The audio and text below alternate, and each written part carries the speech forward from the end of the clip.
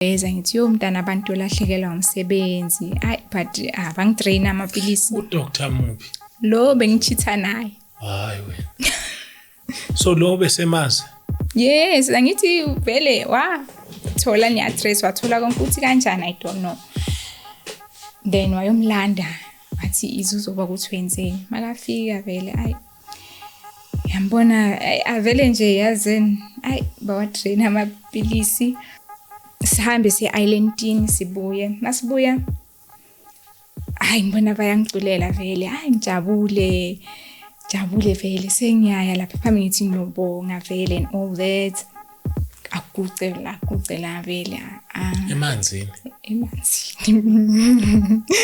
emanzini asho ukuthi ucela ukungishada ngivume because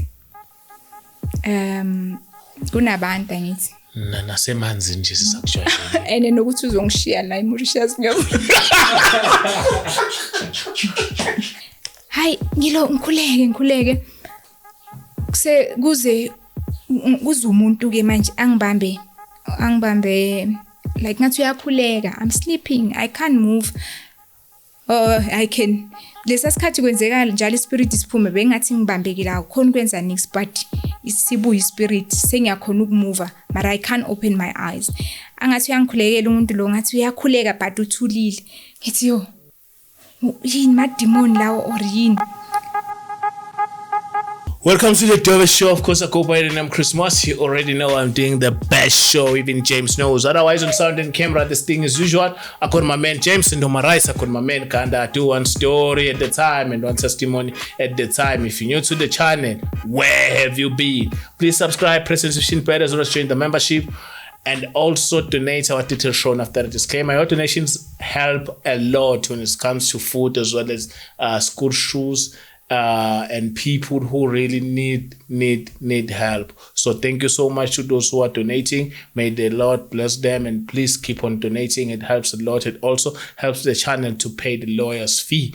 So thank you so much. We highly appreciate it. James, are we on grace? We on grace, brother. Yeah. It's grace time. I love it every time when we on grace.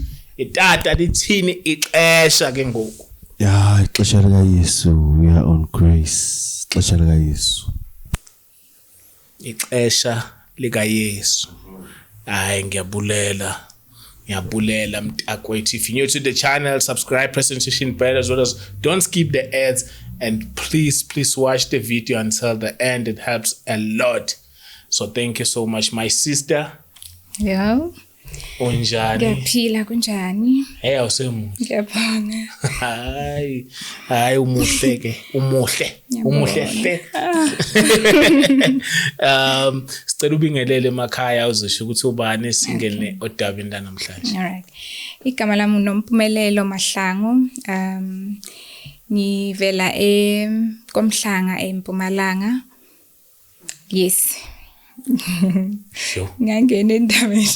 Yeah, ngayingena endabeni kukude kaMhlanga. Yes. Ngiyambonga uNkulunkulu ongifikise la safe. Ngiyambonga kakhulu, ngiyabonga nani for the platform. Okay, indaba yami ngiyide kakhulu so angizokhuluma kakhulu ngebackground.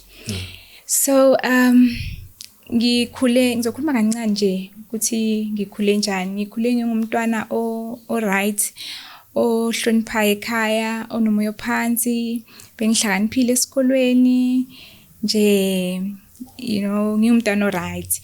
Ngingasumntwana othanda lezi zinto zokujola and all that. Ngicale mina ukujola in grade 10 but bengi love life facilitator.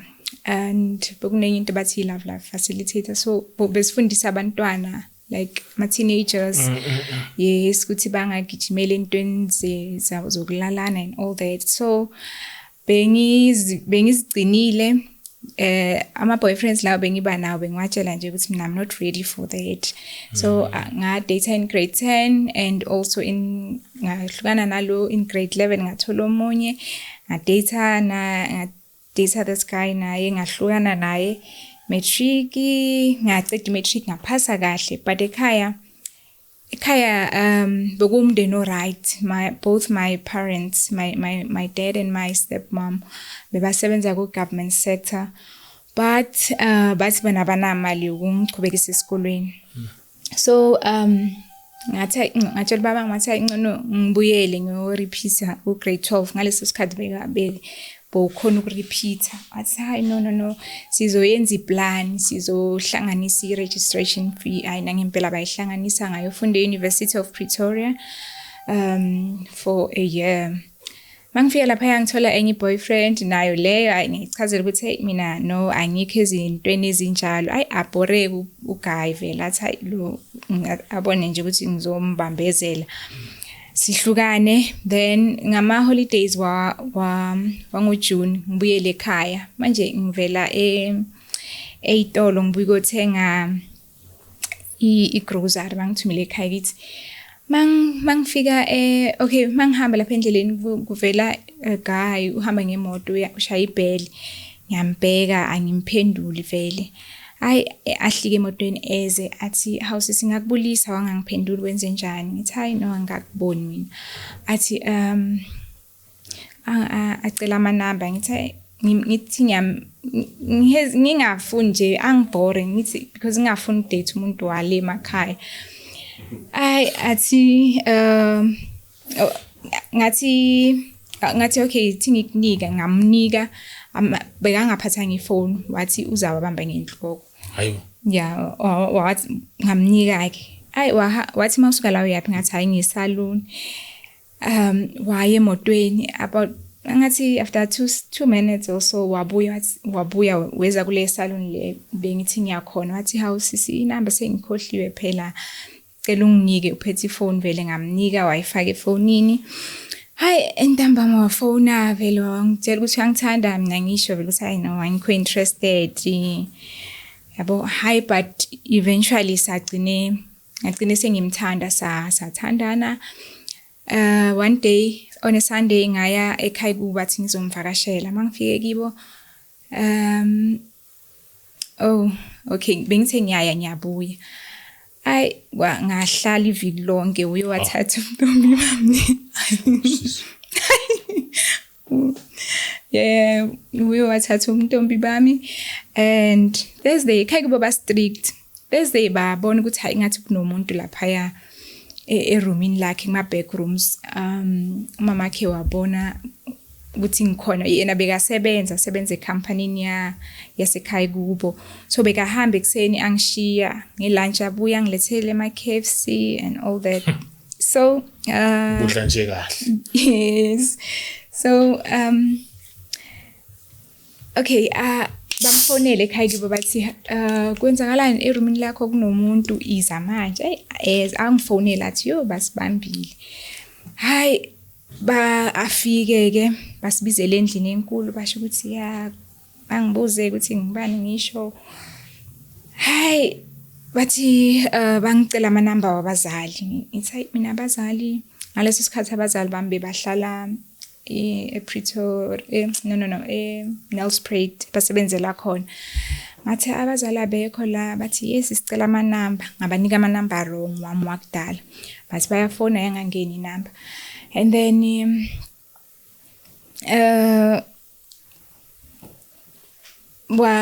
bathi okay kusasa angiphekelele the following day bangibambe on a Thursday mangikhumbula kahle then bathi the following day Friday angiphekelele esikolweni wangiphekelela hayi bese vele sesithandana the following year I couldn't go back to school ngendaba zemali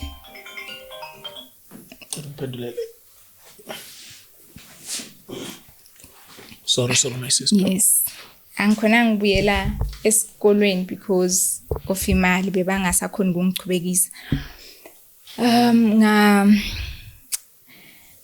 okay ngathola learnership enye bathi WNRC ye wholesale and retail ngayasebenza eShoprite while I was working there, okay, ikibo guy bathi ngono bangishade yabo ngono guy angishade because sizogcina simosha abazalwana ekhaya ku bathi ngizogcina niba nabantwana and all that ngono nishadeni. I'm like I know, okay, ngavuma ngabafonela ekhaya ngathi hey kunento enje kunabantu abafuna ukunibona, and then but okay, siyeza on Saturday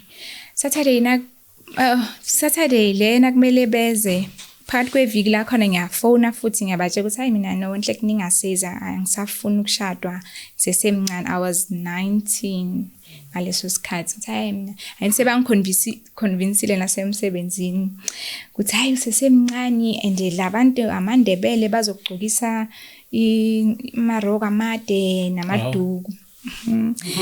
Then hayi ngibatshele khaya ngithi ningasezi mina no angisafuna ukushada. Okay, bangiconvince kibo guy mama lo angiconvince nomunye umama nje bangifoni baloko bangitshela ukuthi hayi ngeke sigcokise amaduku and all that. Ngicine ngivumile ngibafonile futhi ekhaya ngithi hayi buyani futhi baba mwasha athi hayi wena uready kodwa ukuthi ushade nengcondo lengathi ngathi sesemncane vele. Ngithi hayi no sengiready. Bafika ke kwalotsholwana kanjalo. I think it was in May. Then September on my birthday bengithena 20 sashada kumshado omhlophe. Bokumshado omuhle nje si example ukuthi siyoung and all that. But ukucala kumshado lo nje wavele waba toxic from day one. Yes. Nje yo bongekho mnandi kulo yamshado leya. But bewumthanda lo muntu? Yes, bese ngimthanda, but angihlukumeza washintsha nje waba umunye umuntu wathanda amantombazana, wangabuser emotionally and physically and all that. And so long bekezele and okay sathola besahlala ekhaya kubo. Sathola umntwana okuqala. Okay, futhi be try ukuthola umntwana. So I thought ukuthi maybe le ndaba ukuthi asinamntwana yiyenza ukuthi silwe kanje. Ama doctor athi ma specialist athi no wena la kuwe ngeke kuhlala umntwana, abangitshela ukuthi kunenkinga lapha esinye esibelethweni sakhe and all that. Saya kumfundisi wabo sekandlulile emhlabeni.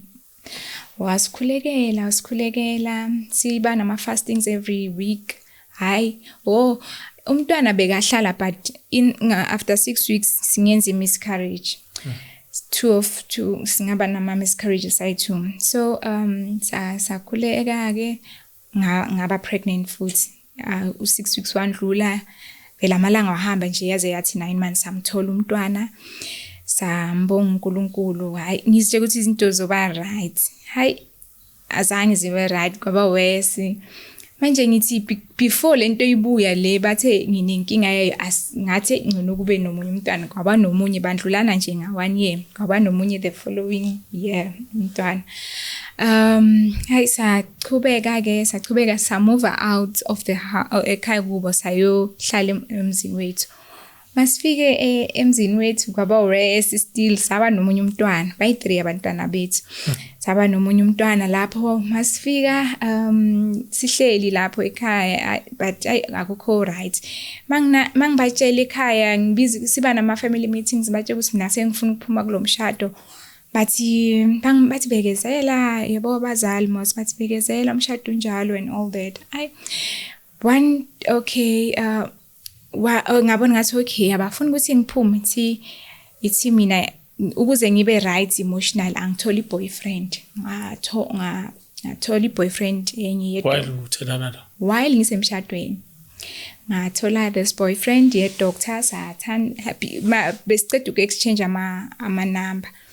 Sina 2-3 days esihlangene manje sengi-happier and angisambuzi nakabuye ebusuku wabona ukuthi lo there's something waheki WhatsApp yami. Heki WhatsApp wabona ama conversations wonke wethu wabona everything efonini yakhe and that night azangalala ekhaya walala entombini yakhe. Makabuya vele ngiyamchika ya wena buya entombini what ngiyamvele yabo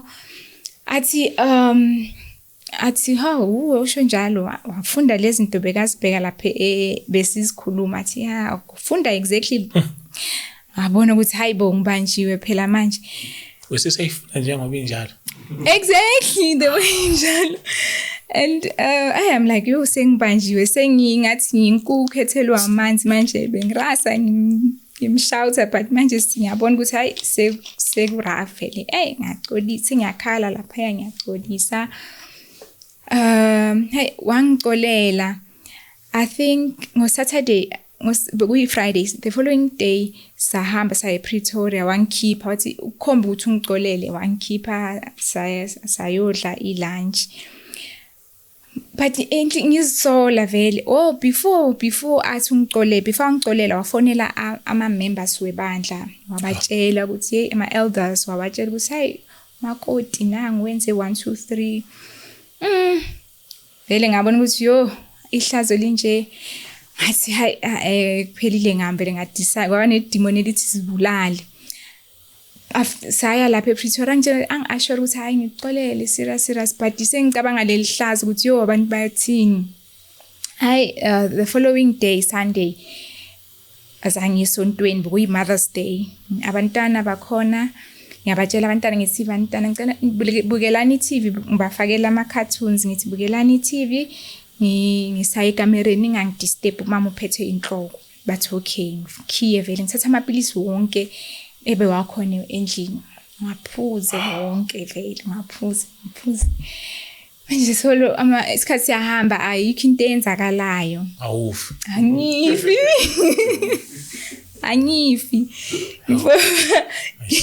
ngine business card yomunye ubaba uthengisa imithi yemagundwane namaphela ngimfonele lo baba ngithi baba ngicela iAlpirim athi mntanami iSunday namhlanje ngenayo ngizokulethela yena kusasa ngithi no ngifuna namhlanje ayangihlupha lamagundwane hayi athi no kusasa ngizokulethela ngibona ukuthi ya ayikho into eyenzakalayo vele ngithi ithi ngilale mhlawumbe ngizavuka hayi nokuthonga bufiki ngisendela abantu like ma relatives sendela umama ngimtshela ukuthi mama kwenzeka sona ngitshela nje ama instructions ukuthi abantwana bami benzeni babakhulise njani but angibathumeli i-message ngiyayirecord efonini ukuthi mabayo check ifoni yami babone ngathumela uhusband i-message naye ngasho ukuthi hayi mina angisazi ngathini but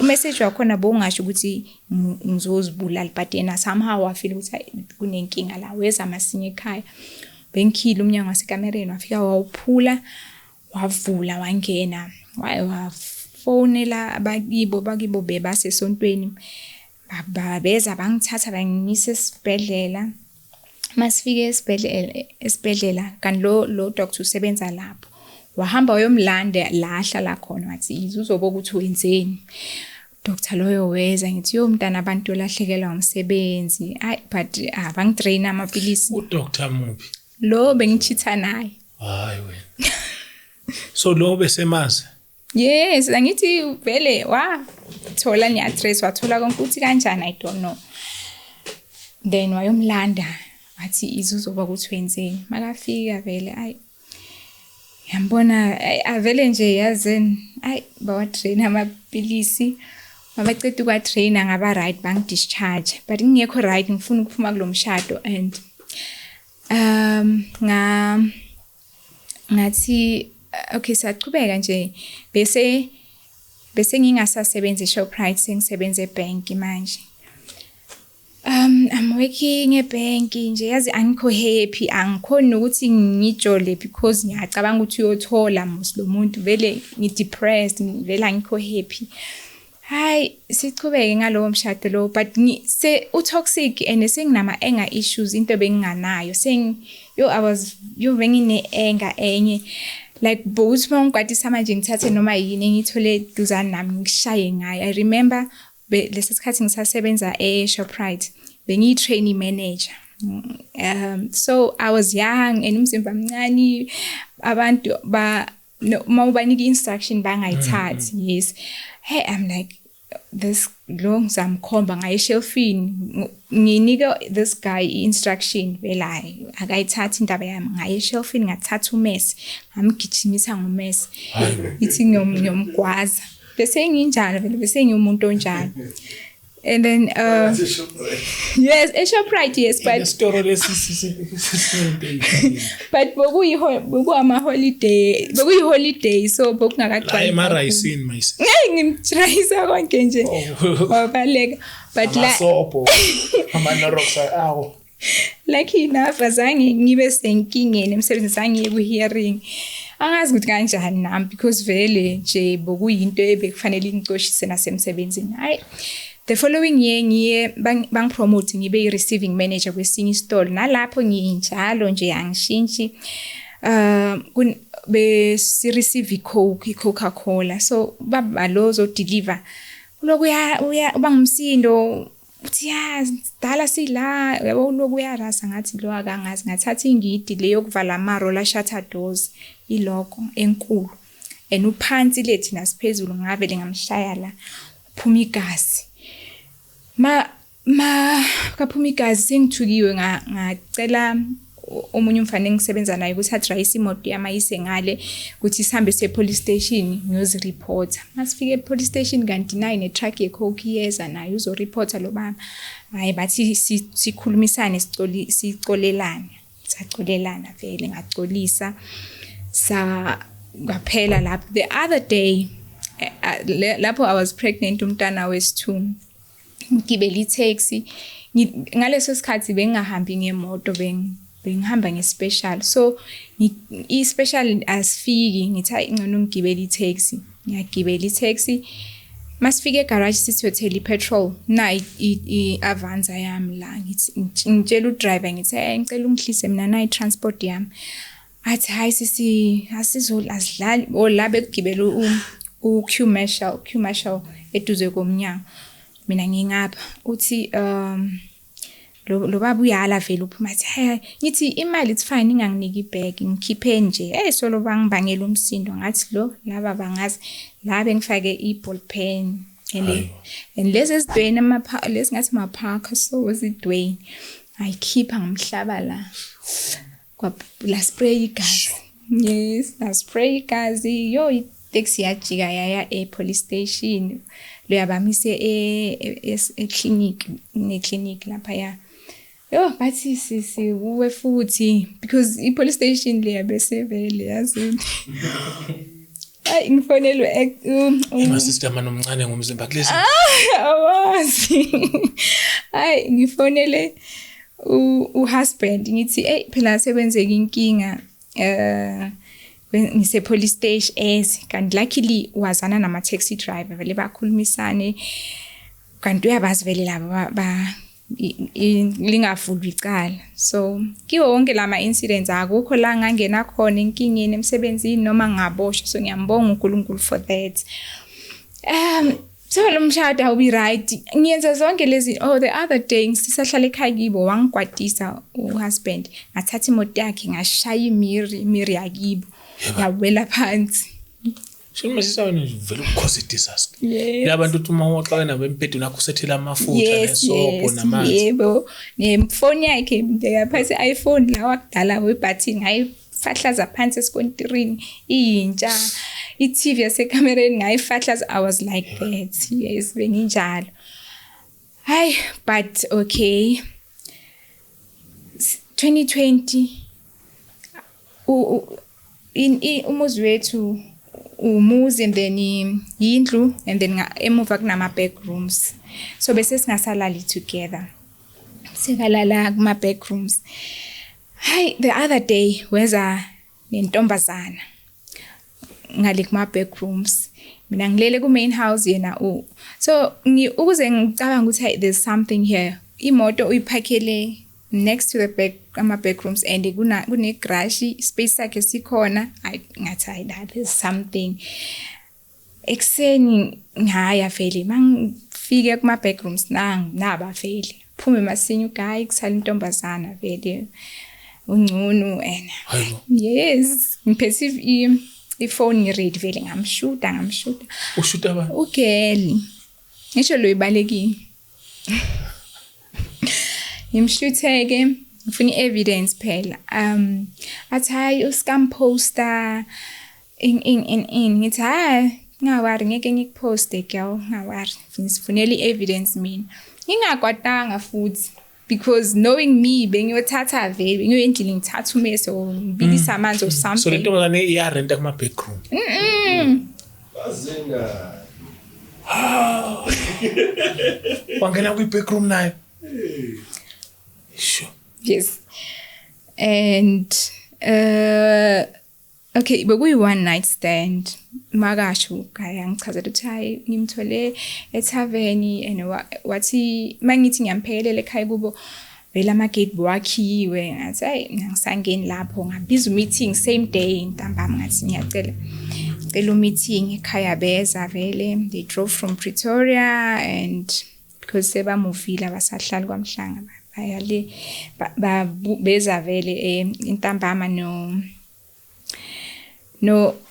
mamami naye weza because my babami washada umunye umamkhulu step mother so beza labaya no mama weza no step father vele nabakibo husband beza ngabatshela ngathi namhlanje vele nje ngithi vele angifuni ukuzwa nix angifuni ukuzwa umuntu angitshela ukuthi hey bekezela ngizitshelile ayi ngasho ukuthi hayi mina ngiyaphuma kulomshado vela ngithini or kwenzakalani ngiyaphuma ngabakhomba ivideo bathi hayi vele mase kunje hayi nakasahloniphi hayi sahlu okay the following day ngakhola in sick emsebenzini ngathi ngiyagula kanti ngiye court ngayifile for a divorce waphela kanjalo umshado we 12 years sa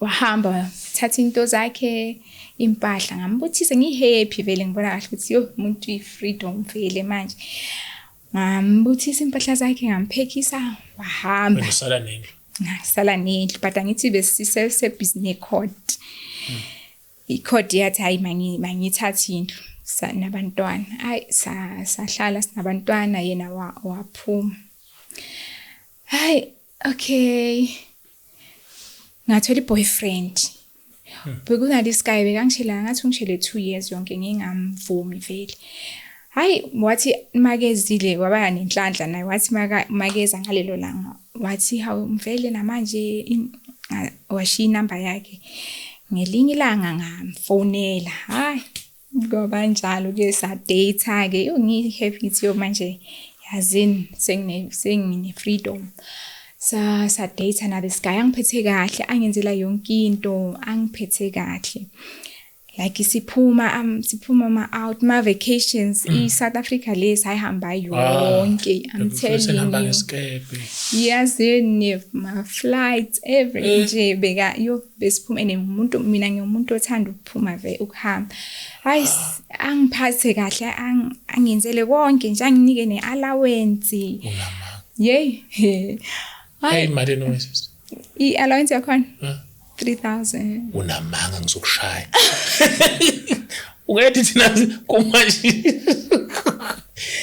ungasebenza ungenza kanje ngisho nje angithanda serious bekangithanda very like wafuna ukungishada 6 months into the relationship athanda abantwana bami afuna bafaka medical aid yakhe I'm like no vele ngafuni nokuintroduce abantu abami kuye because mina hayi nje ngithatha ukuthi hayi siyadlala hayi iminyaka ihambe 2020 21 22 23 2021 ngiye kwenye conference kwi conference nyana so hayi kube mnandi sidumise lapha esontweni kube mnandi bekuno prophetess omunye bathi prophetess Nonhle uthi sisi lady in pink bengigcoke lady suit epink uthi lady in pink uNkulunkulu uthi mangikutshela ukuthi hlukana nalomuntu othandana naye ufuna ukukusebenzisa hayi I'm like thiya uNkulunkulu uthi uyakuthanda and ufuna ukukusebenzisa but hlukana nalomuntu. Hayi ngingayithathi vele indaba ka prophetess. Mangifika emsebenzini ngitshela ama colleagues ngithi hey phela kwenzeke so bathi no, ukubone the way ungakhona wazitshela ukuthi mhlawumbe uyislay queen uthanda amadoda and all that, phuma lapho. Ngiphume ngithi vele hayi no, umuntu angithanda kanje ngizitshela ukuthi this guy ngimlethele uNkulunkulu ngithanda. Unginika kanjani umuntu? Nano nje phela 3000 nama vacation phambi South Africa lonke. Si ngiqhubeke no guy ngingangeni indaba ya prophetess 2021 2022 kube ne 2023 kube ne voice or 2022 I don't remember kube ne voice game 2022 ithi ngihlukana nalomuntu. It was the Holy Spirit ithi hlukana nalomuntu. And I'm like, Lord, if uwe, please confirm it to me. Ngipha ama signs. Ukaya ngifonela athi ngizomvakashela. Mangiya kuye before ngihamba vele ngikhuleke ngithi Lord ngicela ukuthi mangifikele if vele akusuwo wami lo and wo lo uthi mangihlukane naye. Ngicela nje angibhore nje ngivele ngibhoreke. Hayi ngi drive ngiye mangifika ku guy athi ungithengela amateki. Amateki vele we label. I'm like, oh no, yabo ukuthi boku Satan, ivoice label kuyaka Satan. It wasn't God because ngicela isign mangisuka endlini. Ngabonga amateki ngihambe mangibuyele endlini asicubeke nje 2023 yes uguy ngabo May athi shazi ngifuna ukukwenzela something for your birthday. I want to ngifuna ibe surprise but wena the way angazi man there's something nje ngathi uzongiyeka ngithi hayi angeke ngikiyeke ufuna kwenzani athi ngifuna ukubooka a trip to Mauritius. I'm like yo please do yo ngijabule ngithi hayi ibook angeke ngikiyeke. Hayi okay wayibooka ke birthday yami is in September so wayibooka ngabo May. September yafika ke sahamba. My sister conduct ethu sobuya nje ngoba uhlelile. Ngithatha phi manje sis? Uyasebenza kahle. I head of communication in some yes yeah. Ilaba baphatha imali ngebheke sewulwe. Yeah. Yes. Siye Mauritius kube mnandi. Sibukhe iskepe sihambe siyobheka sihamba yabo. Manje masilapha eskepeni umuntu okhulumayo nje uyazikhulumela. Thanda vele interact nabantu yabo. So sekajwayele nabo la abantu abalapho vele. Sikababuzile ukuthi babuyapi sekuabangani. Ayithi vele uya communicate ube head of communication. Yes. So nalapha uya communicate nje. Bavumelane abatshele like in secret ukuthi ufuna ukungi-engage. Yes. Hayi manje kunomunye uya birthday lapha esikepeni bamculele simculele ngithi mara this guy wayebeka ngabatshela ukuthi nami namhla ibirthday yami it was on my birthday ngithi wayebeka ngabatshela hayi but simculele lo iphela sihambe se-islandini sibuye masibuya ngibona bayangiculela vele ngijabule vele sengiyaya lapha phambi ngithi ngiyobonga vele and all that akucela vele emanzini asho ukuthi ucela ukungishada ngivume because kunabantu ngithi nasemanzini nje sisakujoyela ene nokuthi uzongishiya la eMauritius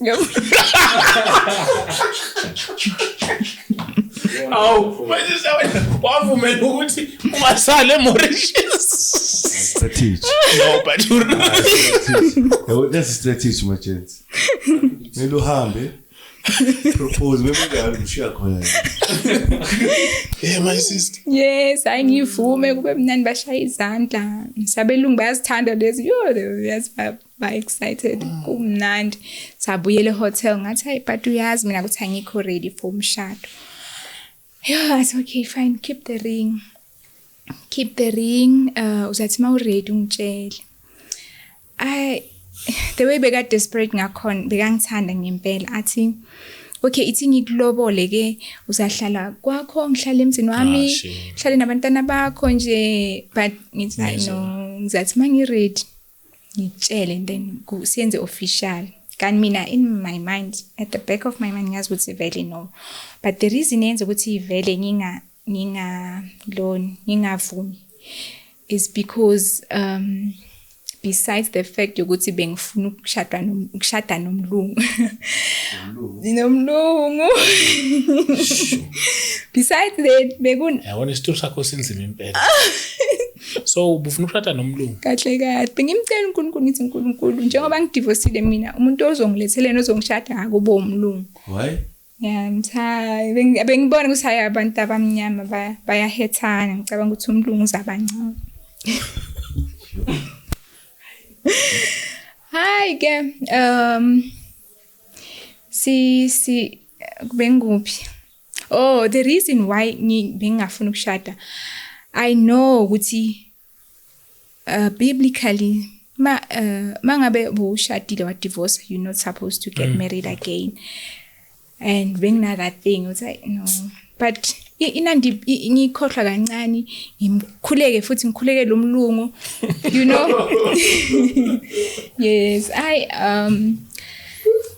hey siqhubeke nje si date njalo siya date uyasho ukuthi hayi man mawuready ungitshela ungasabi ungitshela say definitely mangiready ngizokutshela. 2023 masibuya Mauritius in September ngithi December seyibuya like serious voice like the Holy Spirit bekanga sanginiki break ingasana peace vele athi yeka lo muntu I am like Lord if it's you show me. Abakhona ama signs amaningi to show ukuthi vele sorry uNkulunkulu vele ukhulumayo.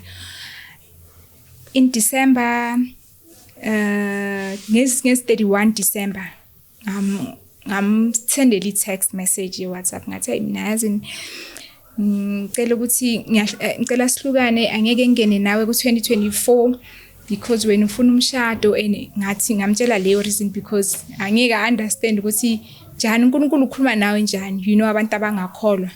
Yeah ngathi mina ithi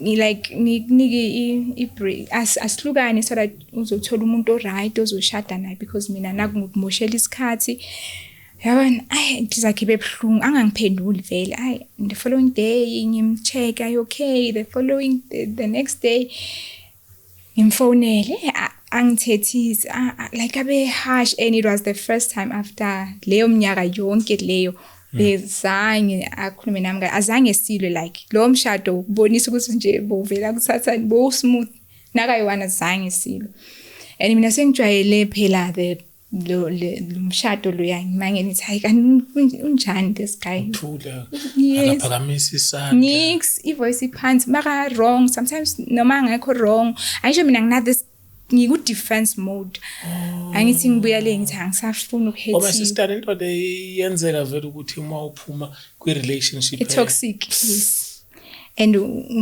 kusafara lo ngithola ukuthi yena akanacala hayi angithethisa athi akusho ukuthi uthola umuntu njani ngithi hayi ngathola umuntu kanti bese ngimtholile umuntu bese ngithola uJesu. Yes. Sengithola uJesu vele hayi ngizitshela ukuthi yazini I am following the path uNkulunkulu athi mangihambe 2024 vele ngena ku 2024 ngisingle and ngiyazitshela ukuthi yazini I'm still working ngisebenza vele banking ngisebenza kade the guy bekathe ngo 2024 September ngise Paris for my birthday. I had to leave that for Jesus because uyasho lapha ukuthi if you love me you will do my commands and yes, if you want to follow me, you must deny yourself. If anyone wants to follow me, go Matthew 16:24. If anyone wants to follow me, they must deny themselves. So vele ngadela leyo relationship eyayimnandi. Sihlukana nje kumnandi. Hayi ngibe single ke ngisitshe ukuthi sengiyohamba ama solo dates ngizozihambisa lapho kuma Paris. Yes, ma Paris, but bengina 4 countries ebengifisa ukuya kuze iBali, Singapore, Israel. Khohliwe ukuthi le enye My bokuthi. sister wanted to go dive. Yo bengiphila vele impilo enjalo. Oh. Yes. Lokho ukuthi mhlawumbe usuphuza champagne nje kwenzele lutho. Bekusile kancane ukuthi ngithatha flight from OR Tambo ngiye Cape Town just to have lunch and come back the same day. Bekusile yazini le even nje bengikuleyo level.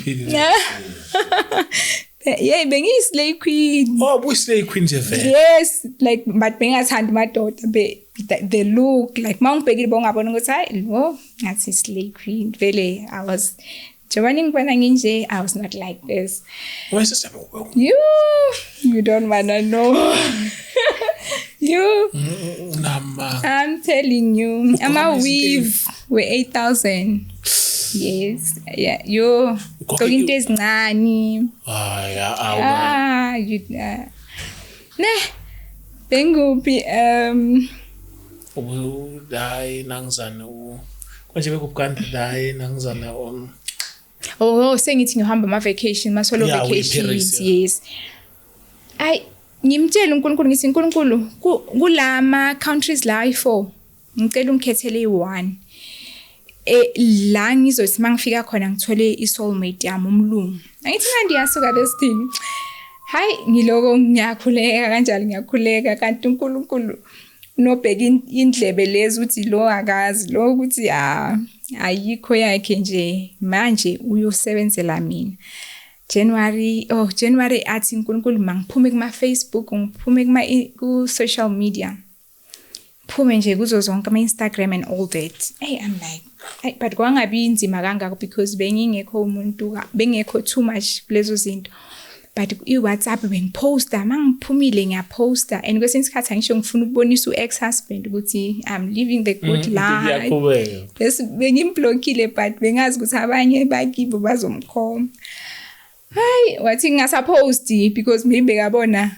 ukuthi I'm not saying posta ku wrong or anything maybe mina my motives bengifilisa abanye abantwana wena ubuposte ngama intentions yes ufuna ukuboneni yes so I stopped posting but WhatsApp ngaqhubeka ngayisebenzisa in January ngisho ngitshela lokho February March April May athi mangiyeke umsebenzi I'm working kahle and ngiceda ukusayina i-increment letter like njalo ngoMay la bengisebenza khona bebasi increasela so siceda ukusayina futhi manager ithi are you aware ukuthi you are the highest paid consultant ya kule branch le I'm like what uthi yes ngithi but I know because I was a hard worker and ma we hard worker iba ngathi kuba ngcono so ngithi hayi ngijabule vele iningi vele imali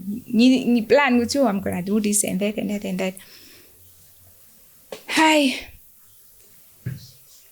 okay futhi ni right emsebenzini ni happy I'm performing ngi right nje kuNkulunkulu athi ngeke umsebenzi ngithi hayi Nkosi this must be the devil njani ngeke umsebenzi kanjani and lo muntu obekanga niki imali akasekho singiyophila kanjani angina plan B hey uNkulunkulu alukayigcizelele lento ukuthi I must live work ngithi ngicela ama confirmations wanginika many confirmations khona lapho mangithi ngivula iBible ngavula like inkatho ngaya kuIsaiah 3:8 asho ukuthi bantwana baka Israel phumane eBible like those were the signs mawuthi nje vele hayi ngabona ukuthi hayi vele now it is good hayi ngaya kwelinye isonto phakathi kweviki it was a Wednesday icolleague invitile mangifika lapha ya uthi umfundisi wakho uthi sisi ngibani gama ngiyamtshela uthi usebenza phi ngiyamtshela uthi ufunani ufuna promotion ngithi in fact uNkulunkulu nje uthi mangiphume emsebenzini uthi hayi kanjani uNkulunkulu ukhipha njani emsebenzini mhlambe usathani phela uyakhona ukuzenza i-angel of light ngibone ngithi sewenzakalani mara what if lo muntu akaNkulunkulu vele okay fine umfundisi lo aqala ngikhulekele angibeke ivasi lab la emehlweni ivasi lab emhlophe angikhulekele angigcobisa ama-anointing ngingekho right in the spirit. I'm like no, something I see right la. But nakaloku akhuleka nami ngiyakhuleka inside ngithi Lord whatever it is afuna ukuyenza mayingayenzeki. Athi masibhekane emehlweni. Sabhekana maybe for 10 minutes athi ungabheki masayidi ngibheke. Umfundisi uthi sibhekane. Singakhuluma kukhulunywa kuthulile nje sibhekene 10 minutes yonke. Kwenziwani ngiyathandaza umoya njalo? Angazi kuthuliwa kukhulunywa. Ngiyabona ukuthi la or something okhona into ayibonayo kimi uyayitshontsha. Ngakhuleka inside ngakhuleka. Vele nakaceda ngami ngatshela lo sisi engize ngaye ngathi ngiyahamba vele endleleni la I'm praying Lord please whatever it is azamile kuyenza lo mfundisi mayengaphumeleli mangifika ekhaya ngikhuleke still ngithi Lord uwe othi ngiyeke umsebenzi oranjani aloka nginika ama confirmation unginika amaningi makhona ngisho ukuthi uNkulunkulu osemanyeke ngibona ukuthi vele uNkulunkulu ngi serve notice emsebenzini bazibuza ukuthi kanjani because the way bokuyimi encourage laba abanye bathi thina sikhathele what it's yaba ngi positive ngihlale bathi why uhamba wena ngithi ngikhathele bathi angeke kube uwe because naba bakhola ngithi angeke ubatshela abantu bezwe ukuthi uNkulunkulu uthe bazobona kahle ukuthi awusese right upstairs nga resign ni regional manager yangifonela what is the problem senzeni imali incane yini asikuphathi kahle ngithi no ku right konke athi okay uyazini vele because bengisebenza abona nje ukuthi baluzi asset bathi mangabe uyashayeka phambili lapho uyakhona phinda ubuye sizokwamkela. I'm like okay fine but I know ukuthi angisabuyi ngahamba May June July sengihlele ekhaya and sengine peace like I was waiting ukuthi mhlambe kuzoza depression or something ngaba ne peace leya peace ekhulunywa lapha ukuthi the peace that surpasses all understanding yiyo leyo yang allocate leyo peace. Ngihlale nje manje kukhona into lezamandiya akhuluma isiZulu Akukho mayibheka lo channel. Ngithanda kabi bengithanda lawo masho bengabukela anything else. Bengibukela ekseni intambama nje bengiphila ngibukele wona phela. So ngizihlalele ngibukela wona ngibukela amandiya wami lawo. The other day uNkulunkulu athi ngiphume kwi-TV ngasabuka i-TV. I'm like sengizophoreka ngosethi ngabusabuka i-TV ngaqhubeka mina ngayibuka i-TV ngayibuka vele futhi ngayibhadalela phambili i-DSTV ukuthi ngizoyibuka vele nje wangisekhaya kwangapheli nje amalanga engaki yavele yacima bokunje njengoba kusani nje kunganamoya kunganazulu yacima i-DSTV yathi due to weather conditions what I'm like this is God. I knew ukuthi it was him. Futhi azange benomdlandlo kuyilungisa vele ngathi ngachazela abantwana ngathi uNkulunkulu uthe ngingasabukela i-TV ningamangala ngiyoyilungisa ke fine yazi abantwana bami bavele ba-understand nje but i-smart TV ngibuka i-YouTube lapha ngicale ngibuka ama-YouTube and all that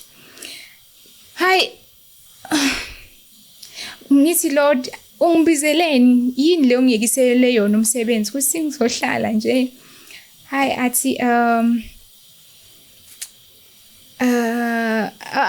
athule vele lokho ngikhuleka ngithatha ama-fastings bo 3 days 7 days praying seeking the face of the Lord.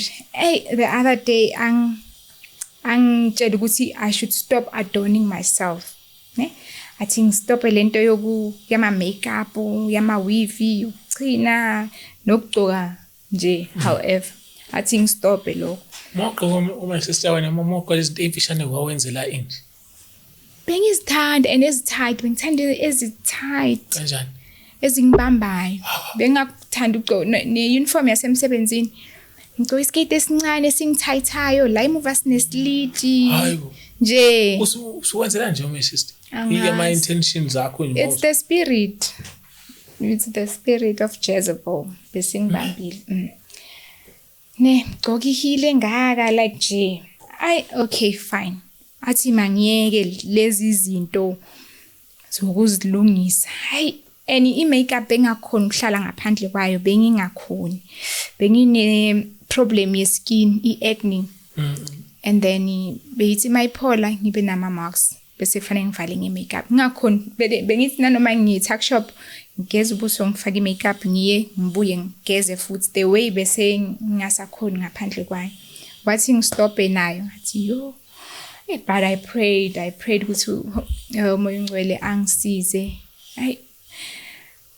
okay it was so okay ngiphuphe singama ladies sibaningi iphupho lelo lavela 3 times but we are in different locations but sibaningi nabantu abaningi nje nabantu abaningi bayakhala like kuyakhulunywa ngithi malisho ukuthini leli phupho ngingal understand ngiphume kilo but ngithi ithi ngihlanganisa ama ladies are divorced or asemshadweni engasi right bahlanganise ngibazi we were 12 oyi1 wangaphumeleli saba 11 saba ne lunch yon vele right kwaba mnandi bakhalayo sakhuthazana and all that ngithi ukuthi yiloko mhlawumbe okay makathi mangiyeke the adornments ngaqala amabhruku ngathi amabhruku anyway anginandaba nawo ngawayeke but the problem it was the hair and the makeup but ngamcela uNkulunkulu okay the luncheon being of November in December ngithenge i-jumpsuit encane ngithi ngiyenza i-photo shoot nabantu abami sithi thengile izinto ezifone and white sithi soyenza i-photo shoot in December at ngoDecember ngicela uNkulunkulu ngithi inkosi besakhulumile vele and sekakhuluma serious ngimcela ngithi ngicela nethu December ngicela uDecember ngizo after December I promise you ngizoshisa konke vele kwangabi njalo wathi now ngingasana peace nje ngabona ukuthi ayisekho yami 31 November ngashisa konke ama makeup and bengisebenzisa enye makeup but Estée Lauder is very expensive manje isese nje ngicela ukuyithenga ngithi ngoyinika i-former colleague ngithi ngcono ngiyinikeze uIdulena same week ngiphupha uZilu Idu ngithi nayi ngiyamnika vele uthi uyayivula vele ujabulile uthi wow uthi uyayivula kwaphuma imbumu sagcwala emadini siphuma kwi-foundation ephupheni okay ephupheni I am like kusho ukuthi uNkulunkulu akafuni vele ngiphisane ngalezi zinto ngishise konke ngashisa and ngacala ke manje se anginanix vele because wardrobe yami bekunezi amabhruku short skirts short dresses tight things and all that mangithi ngivula wardrobe nje imhlophe wardrobe bonakala ipaint nje akusanambala I'm like oh Lord ngikwenze njani benginamarobo ngathi ayi2 ngigcoke lawo okay then in 2025 last year kuqale kube nama supernatural things ezenzakalayo kimi ngisho sengiyekile konke sengifocusile manje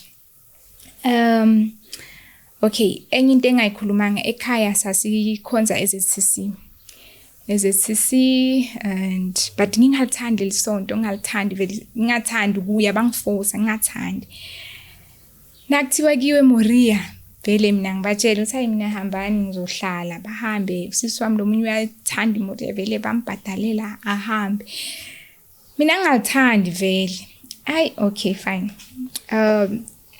the other time ngisesemncane I was about 8, 9 or 10 I don't remember bengimncane ngiphuphe ngingaphansi kwamanzi phupha underwater ku dry on a dry land ngimile in the middle of the road mangithi ngiyabheka on my right ngibona indlu enhle yenziwe nge-ice cream so and I was young so ngiloko yangichaza le ndlu ngiloko ngiyibhekile I'm like oh wow so manje last year makuloko 2024 makuloko kukhulunywa the Marine Kingdom khani libuya leli bengilikhohliwe vele kwakhani ngikhumbule ngithi hayibo musi nami ngeke ngaphupha ngisendaweni enje so kwathiwa yi-Marine Kingdom so I was there uthi ngifike njani lapho I don't know uthi ngifike ngilethe ubani I don't know ngazi bona ngilapho ngaphela lapho hi okay then in 15 November 2024 ngiphuphe se ibandla like ngathi I'm not sure but I think bese i-rapture yenzekile se bahambile abantu ngisele mina and ngise basementini in the base endlini yami bokune basement ephupheni so ngilapha ebasementini ku basement room ngiphethe iBible ngiyashutha because ku dark ngishutha ngefone so ngiyafunda iBible ngathi bengasavumeleki ukuthi sifunda ama-Bible hayi kufike uLehanyane weZCC afike vele angibambe angidonse angidrage out of the basement angise garage athi ngithola umunye usisi lapha yawo ngiyamazi naye beka umzalwane esikolweni bekashumayela ngimthole lapha ngithi hayibonela siwe wenzani la athi hayi nama ngazi ahambe athi ngisayela ndi-transport ngiyeza lindani la so sise-garage yami yakwami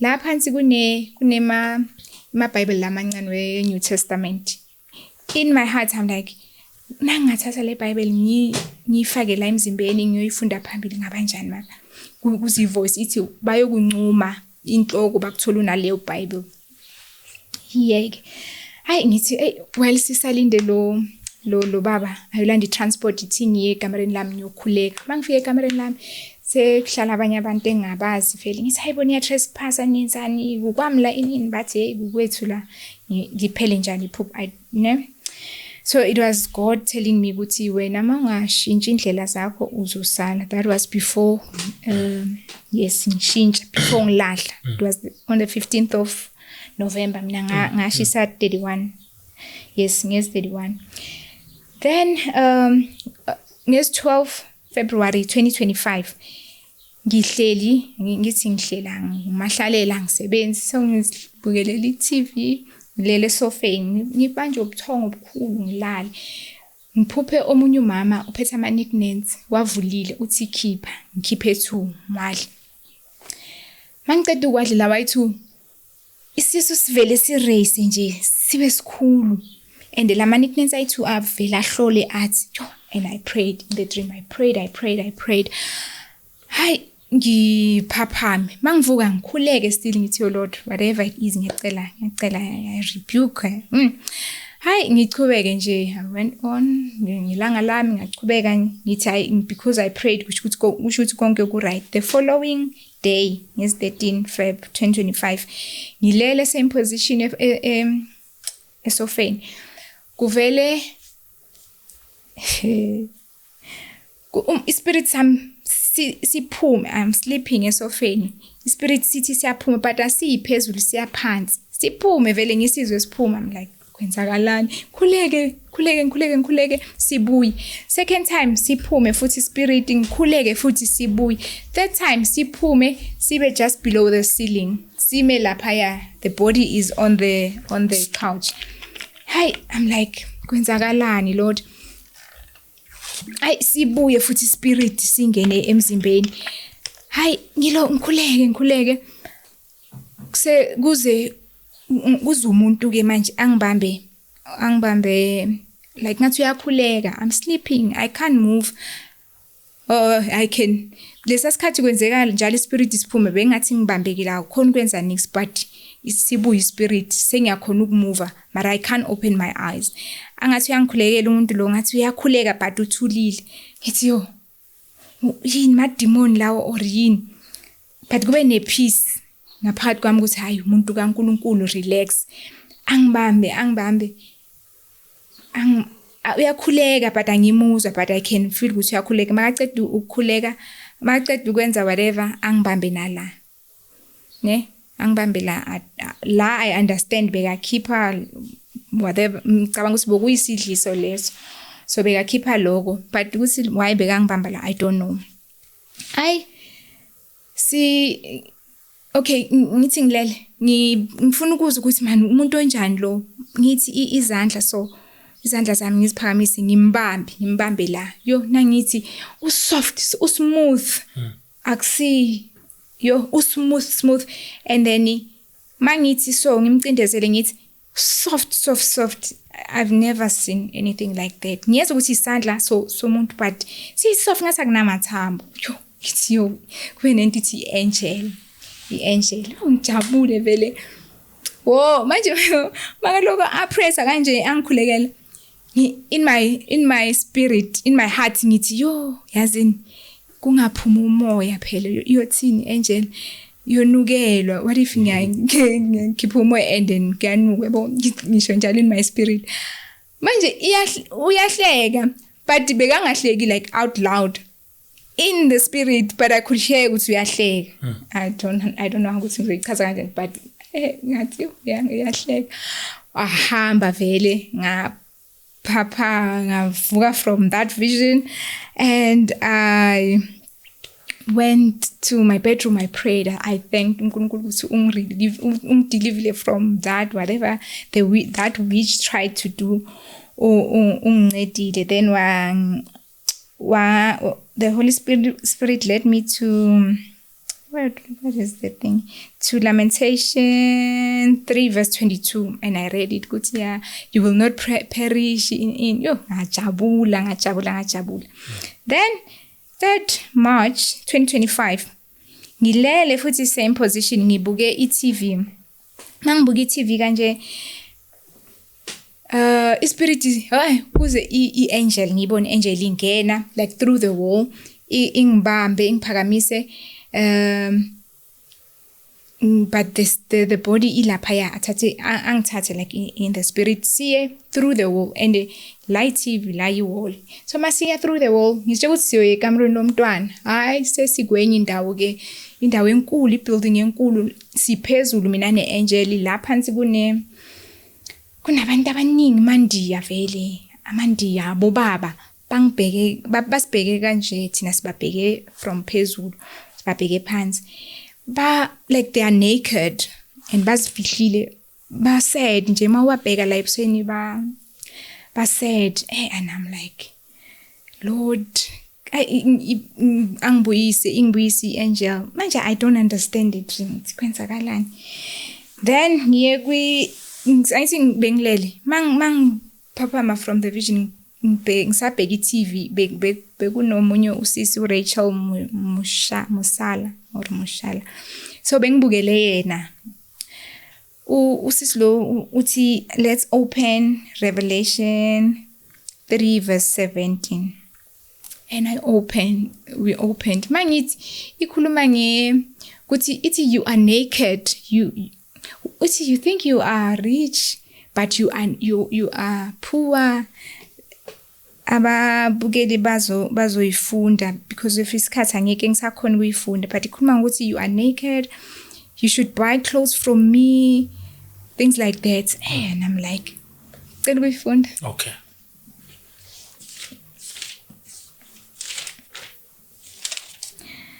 3:17 for you say I am rich, I have become wealthy and need nothing, and you don't realize that you are wretched, pitiful, poor, blind, and naked. I advise you to buy from me gold refined in the fire so that you may be rich, white clothes so that you may be dressed, and your shameful nakedness not be exposed, and ointment to spread on your eyes so that you may see. bese iyachubeka kube ne-understanding ukuthi those people busho ukuthi abasindiswanga in the spirit. When you are not saved, you are naked. I'm like, oh okay, mari ngenzeni ke mina, kufanele ngenzeni ke mase kunje mina ke amandiya ngiwathatha kumele ngibashumayeze what ngiloko ngikhule ngithi Lord, I don't understand the vision. Ngelinye ilanga ebusuku angivuse vele uNkulunkulu athi yaku Isaiah 42 verse 6. Ngicela simfunde ngasishane naye. Okay. Isaiah 42 verse 6.